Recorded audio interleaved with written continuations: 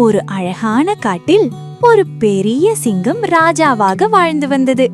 அந்த காட்டில் ஒரு சிறிய குட்டி எலி கூட வாழ்ந்து வந்தது.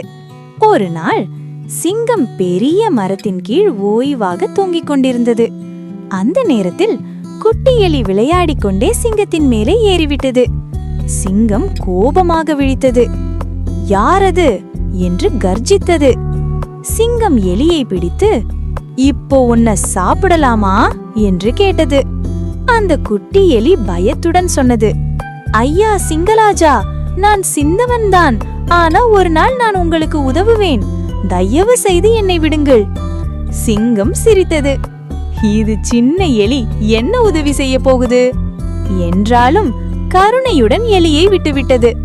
நாட்கள் கடந்தன. ஒரு நாள் சிங்கம் வேட்டைக்காரர்களின் வலையில் சிக்கிக் கொண்டது. எவ்வளவு முயன்றும் தப்பிக்க முடியவில்லை. சிங்கம் சத்தமாக கர்ஜித்தது. யாராவது உதவுங்கள்!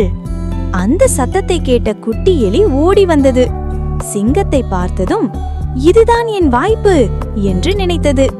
சிறிய எலி தன் கூர்மையான பற்களால் வலையின் கயிறுகளை கடிக்க ஆரம்பித்தது. கடித்தது. அப்புறம் வலை முழுசாக கிழிந்தது. சிங்கம் விடுபட்டது. அதற்கு ரொம்ப சந்தோஷம். சின்னவனாக இருந்தாலும் உன் உதவி மிக பெரியது என்று சிங்கம் சொன்னது.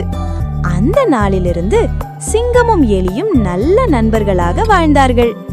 கதையின் பாடம்: சிறியவர் என்று யாரையும் தாழ்வாக நினைக்க கூடாது.